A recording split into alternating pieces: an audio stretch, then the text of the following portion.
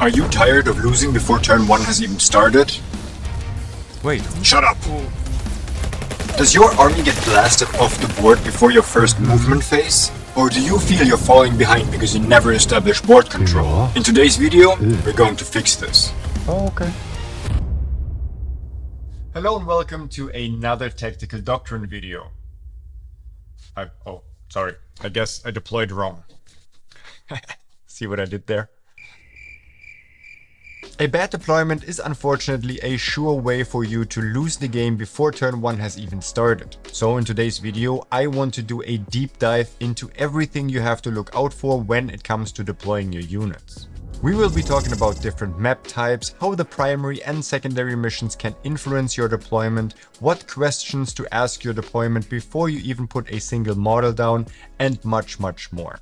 And we will do so with real-life 40k miniatures on an actual tabletop. My name is Damien Cooper and welcome to High Stakes 40k, where we are all in on Warhammer. The very first thing I do, and when this is a tournament, I do this before I even go to the tournament, is look at the maps and identify if those are good for me, bad for me, and identify the kind of table that is. Is it very open? Is it very closed? Does it have a lot of staging points for either my shooting or my melee units? And are there a lot of shooting lanes? Here are things to look out for. Can we hold an objective safely behind a wall, or are all objective markers out in the open? Are there shooting lanes going across from one home marker to the other? Can we even safely deploy our units without getting shot? Etc, etc. But we will talk about this in detail. So now we have a rough idea of if this table is good for us. If we're playing a melee army and there are a lot of staging points for our key units, then this is good. Are we a shooting army and it's the opposite, we have a lot of shooting lanes? Also great. But now we need to figure out how our opponent's army will influence our deployment. So here are things we're going to ask our opponent before we start deployment. The number one question is, do they have infiltrators? Do we have infiltrators? Because that could influence our first drop. And by drop, I mean the first unit that either of us puts down. And by the way, I will briefly cover infiltrators in this video because it is an important part of deployment, but it's such a complex part of deployment and Warhammer 40k in general that I will likely do a full video just on infiltrators in the near future. So if you're interested in this, hit the subscribe button and the notification bell. Once we figure out if our opponent has infiltrators, we're gonna ask them if they have scout moves, because that will influence their movement and where they can be in turn 1. And maybe this will also change our deployment, because if we have infiltrators, we might be able to stop their scout movements. But again, this will be a separate video. Another really important question to ask your opponent is, do they have access to advance and shoot or assault weapons? The same is true for do they have access to advance and charge, because we need to determine later how far their units can go and what their threat range is. And by threat range, I mean the maximum distance their units can use to deal damage to ours. And this could be their unit moving and then charging, or their unit moving and then shooting us. Another rather unique ability that some armies have, but we need to definitely be aware of, is if they can bring in reserves on turn 1.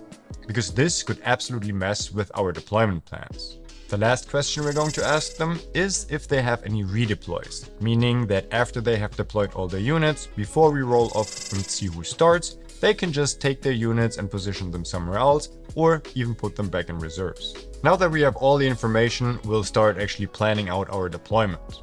And the first thing we do here is we determine our shooting lanes. Obviously, if neither your opponent nor your army has any guns, we can skip this step, but most of the times we're not that lucky. So how do we determine shooting lanes? And what even are shooting lanes? A shooting lane is the space between one point to another where people can absolutely see without any obscuring terrain and therefore shoot you. Same is also important for us because we need to know where to place our shooting units so that we can actually draw a line from our unit to our opponents. The easiest way to determine this, I find, is with a laser pointer. And then I just draw a line from one point to the other and see where they can actually reach the furthest. And if you don't have a laser pointer yet, I will put some options down in the description below. If you don't have a laser pointer, you can also use your measuring tape and draw a line from one point to the other and make sure that it is not crossing any terrain features that might be line of sight obscuring. So now that we determined these shooting lanes, it's a really good practice to mark them. You can either do 3D printed tools or measuring markers, or just use old-fashioned dice. Because now we can establish an area in our deployment zone where we can safely put our units without getting shot. So that was the easy part. But equally as important, but a little bit trickier, is how to define our opponent's melee threat range. And again, by melee threat range, I mean how far can our opponent's units move and then charge us turn 1. In our example, we're playing against a World Eater player, and they have a unit of Chaos Spawn. Chaos Spawn can scout up to 8 inches, then move 10 inches, and then they're still eligible to advance and charge.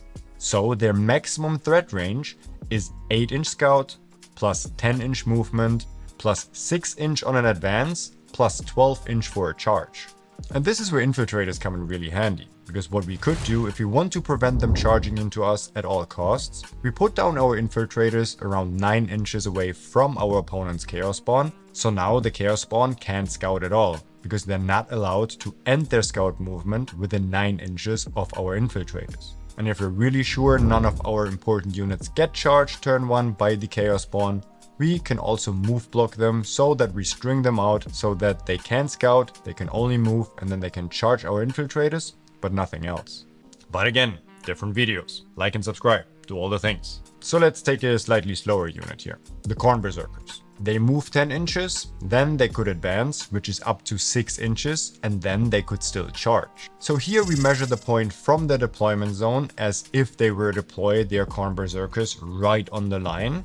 And then we measure 16 inches, which is the max movement they could do if they roll a 6 on the advance. And then we'll see that we stay outside of, let's say, outside of 9 to 10 inches to be sure. Because World Eaters, they will not just yeet their unit forward, hoping that they will throw a 6 on the advance. And even if they do, they would still have a 9-inch or 10-inch charge.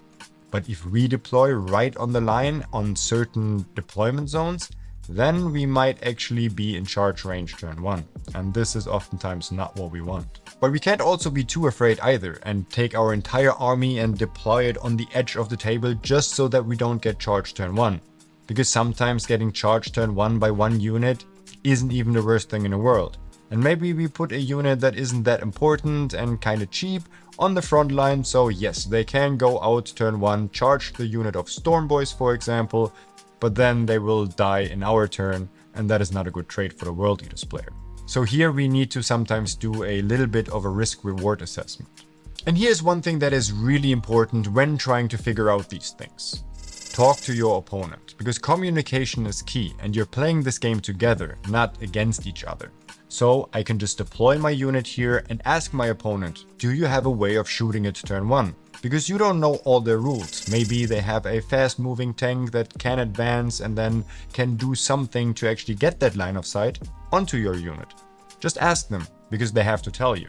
So here, for example, we can take our orc truck, put it down and ask our opponent, hey, can this truck be shot turn 1 or is it safe? And then they tell you, I could take my shooty drone and put it wholly within this terrain features and therefore get true line of sight onto your truck and shoot it turn 1. Because maybe you forgot about the ability of them being able to shoot outside of the rune when it's wholly within. And then you can just redeploy your truck somewhere else. And here just declare your intent. You tell them, hey, I don't want this truck to be shot turn 1. Is that okay for you? Can you see it? If your opponent agrees, then even if in round 1 they realize, I can still go here and shoot it because you're just an inch too much to the left, you should be able to just readjust it because you declared the intent that you don't want to get shot turn 1, and this is why you deployed it right here. Alright, we still haven't deployed any of our models because you need to figure out how our primary mission will affect our deployment. So here are a couple things to look out for. Number 1, is this a high scoring primary or a low scoring primary mission? An example of a low scoring primary mission would be Scorched Earth, because you can only score 10 points by holding 2 objective markers. So here it makes no sense to spread your units out just so that you can hold as many objective markers as you can, because you can only score 2 anyway. And same is true for denying all of the objective markers for your opponent, because they can also only score 2. So maybe in this mission you really want to make sure that you're always scoring those 2 objective markers and shift your army more towards those 2 objective markers rather than spreading them out, ready to attack all of the objective markers. The opposite would be take and hold. Here you can score 3 objective markers for up to 15. So now if we shift our entire army to one side and we only safely hold 2, we let our opponent possibly hold 3 objective markers and thus gain a primary lead on us, which is something we don't want to do. So now we need to deploy our units so that we can attack all of the objective markers to deny our opponent to score 15 points each round. So here we can already think ahead. What are the objective markers that we actually want to fight for in this game? In our example where we're playing Scorched Earth, it's usually our home marker and the objective marker that's closest to our deployment zone. Whereas in other missions, we also need to have assets to fight on other objective markers. And in order to ensure primary, we need to have enough units set up to be able to keep defending our objective markers. That differs from army to army because sometimes the best defense is offense and you just run at your opponent and steal their home, whereas with some armies you really want to make sure that it's not easy for your opponent to steal your objective markers. Another thing to look out for when it comes to the primary mission is, do we need to do some actions turn 1? Some examples would be terraform, because here we need to do an action on an objective. So we need to place a unit within range of an objective marker where we can get to the objective marker without advancing, so that they're still eligible to do an action and terraform objectives turn 1, because this is a very powerful tool. Another example, though less frequently played, is the ritual, because here we need to create additional objective markers. And we also need to have a unit in place to do so. And the third and last thing to look out for when it comes to how our primary missions can shape our deployment is, do we score our home marker? In a mission like Burden of Trust, we can't score our home marker, but we can guard it. So it's fine to just have one unit on there because we don't score it anyway. Whereas in a mission like Linchpin, it's really important to control our home at all times, because this will give us more primary for all the other objectives. So here we might want to fortify our deployment zone and our home objective marker more than in a mission like Burden of Trust. The same is true for secondary missions, because they can also heavily influence how we deploy. And we should already deploy our units with all of the secondary missions in mind. Take Area Denial for example. What if we start and we draw Area Denial turn 1? Do we have a unit that can get within 3 inches of the center? Because you don't want to stand there turn 1, draw Area Denial and realize there's literally no unit of my army that I can get within 3 inches of the center, even with a 6-inch advance. So that is just a wasted 5 points of victory. Points of victory? What the heck? But we also obviously don't want to have our most important, most expensive unit to do Area Denial turn 1 and just stand in the center of the battlefield and get shot next turn. So with Orcs, this would be Storm Boys, or in Space Marines, this would be Scouts. The same is true for Established Locus. Can we get a unit within 6 inches of the center that is still eligible doing an action? Or Cleanse. Can we get units onto objectives turn 1 that also are eligible to do actions? Those are all things we need to consider and plan for when we deploy. Okay, now let's move on to the trickier parts. Where to deploy our units so we don't get shot turn 1. So now that we determined and marked down all of our shooting lanes and we know where all the safe zones are, the ultimate goal is to deploy all our units as far forward as possible by still not getting shot. A big mistake that I see a lot of players make is that they deploy too defensively. Yes, you're definitely not getting shot turn 1 if you deploy your Predator Destructor behind the rune on your home field, but you're not going to shoot anything for the first 2 turns either, because it takes you an entire turn to just even get to somewhere where you can then get into line of sight of something. But sometimes it's just not possible to deploy all of our units safely and still be relevant for a turn 1 or even turn 2. So what do we do now? Now we need to ask ourselves the question, do I even care if I get shot? If our opponent only has 1 Predator Destructor which has 2 Las Cannons and 1 Predator Autocannon, that's not gonna do much against our Battle Wagon in cover. So here it might be better to deploy our Battle Wagon in a very advantageous position for ourselves so that it can be relevant turn 1 and not take an entire turn to get to that position anyway, but not get shot turn 1. But don't come at me if this predator kills your battle wagon turn 1. Another good practice is to also think ahead. What if we deploy our Nurglings out in the open so that our opponent can shoot them turn 1? But for this, they need to put a Predator Destructor in said shooting lane. And then when it's our turn, we can take our Knight Despoiler and shoot back and kill the Predator. I think that's a very good trade for us. The thing you shouldn't do is put something out in the open when you have no way of punishing your opponent if they come out and shoot you. So you kind of want to start a trading war here. But this is probably also going to be a different video. So now that we figured this out, let's move on to our next topic. And this is where I see a lot of players not playing to the best of their potential. Because here I see a lot of people play very defensively and just focus on where can I not get shot. But they completely forget about that there is a turn 1 after deployment. So here we want to deploy in a way where we already know where all of our units want to be come turn 1. We will have certain units that want to go out onto an objective. We will have certain units, like we already mentioned, that want to potentially do an action. We might want to have a unit so that we can move block our opponent, and we want to have some units that want to get into shooting lanes themselves so that they can fire at our opponent. So here we want to make a plan of where our units want to be turn 1. And then a really good tip is to measure backwards. Let's take our feuded Blight drone for example. We already figured where all the shooting lanes are, so now we need to figure out where our drone needs to be turn 1 to take advantage of that. Once we find the perfect spot for our shooting drone where it wants to be turn 1 to take advantage of all of these shooting lanes, we can place it there and then move it back its maximum movement of 10. Because now we are as far away as possible from potential enemy charges and getting shot turn 1, but we know with a normal move of 10 inches we can get to the spot and threaten all of the shooting lanes. Same is true for staging points. If we know we want our truck to be hidden safely behind this terrain feature, let's just put it there and figure how much movement do we actually need to get there turn 1. If we measure it and we find that we need a 2 on an advance to get into this safe spot, then this is probably a great spot for our truck to deploy in. But if we figure we can only be safe here if we need a 5 on an advance, then this might be too risky and maybe there's a better spot for our truck. So here we need to look for the following things. Can our units get onto objectives? A, to score our own primary, or to deny our opponent primary. 2, do we have units in place to do actions for secondaries turn 1? 3. Can our shooting units get into shooting lanes to actually shoot something after they move turn 1?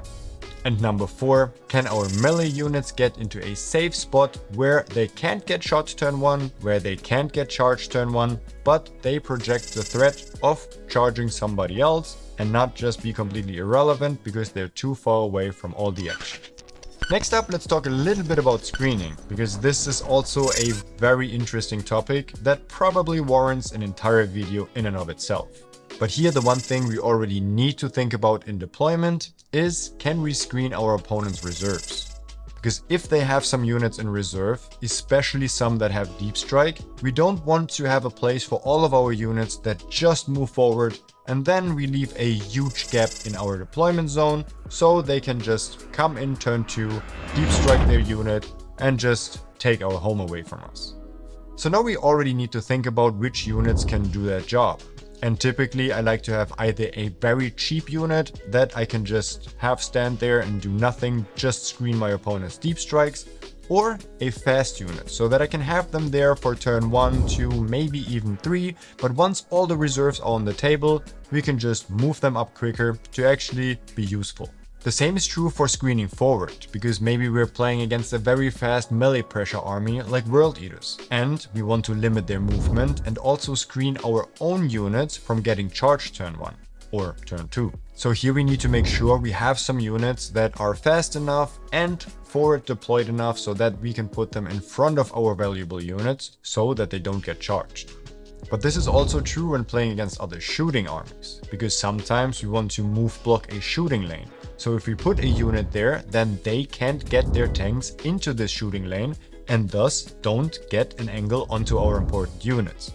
This is a little bit more complicated and I will probably talk about this in a video in the future, but just keep this in mind and think about this. Our next category to think about in deployment is know thy enemy, because it is really important to know what your opponent's army does.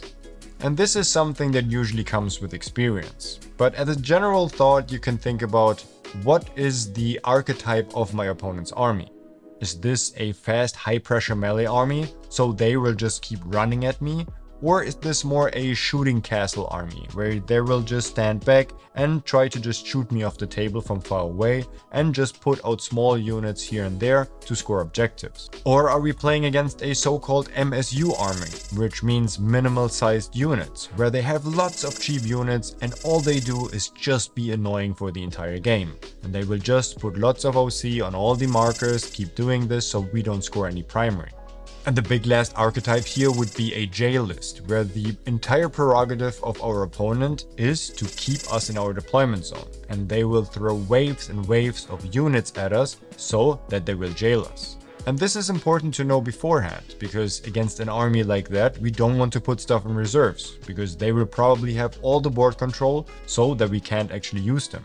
And maybe we need those reserves on the table early to have an answer to their pressure. So now to round this video up, let's talk about some practical tips when it actually comes to deploying your units. Number one, what you usually want to do is you want to start dropping your cheap units first and see where your opponent puts their valuable units, especially if they have a lot of shooting pieces. Because typically we don't want to give away all of our information too early and we want to keep our opponent guessing. Remember earlier when we talked about how to determine the shooting lanes and how far the opponent's tank can go? But if we already put all of our shooting tanks on the table, our opponent knows exactly where we can go and maybe finds a safe spot on a map where they couldn't have deployed before we put down our shooting tanks. Because maybe we deploy our shooting tank more on this side, so that opens up another shooting lane. So as a general rule of thumb, start with your most unimportant and cheap units first, and then keep progressing to your most valuable units. And the last tip that I have for you that has happened to me so many times is don't block yourself. It has happened to me many times that I put down my unimportant units, and then when it comes to my really important units, I realized I don't have the space to actually put them there because I put something else there. And now the only choice I have is put them out in the open. And here what you can do is you can still pre-measure. If I know that I have a truck that needs to go exactly here to not get shot, I can just place him here and then maybe just take some dice around it so that I know, okay, this is probably going here. And technically you can also play mind games with your opponent. And you can just mark a spot here for a truck, you can mark a spot here for your tank, and then your opponent doesn't know exactly where you will put them. But it's also good to know before you deploy all your units where you want to deploy them, because otherwise you might end up blocking yourself. And there you have it. After watching this video, you should be far more confident in deploying so that you don't lose in deployment already before turn 1 has even started. And before I start closing out the video, I really want to extend a very big thanks to all of you guys, because the feedback I have gotten, the comments, the subscriptions have been absolutely overwhelming, and in my wildest dreams I couldn't have imagined this great of a community. I also started my very first Patreon just recently, and the link is down in the description below. So if you want to support what I do, then this is the chance. I will also start some YouTube memberships very soon. I haven't really figured out what I want to do in order to give back on my Patreon site, so maybe just let me know down in the comments below if you're interested in that kind of thing, because this is fairly new to me.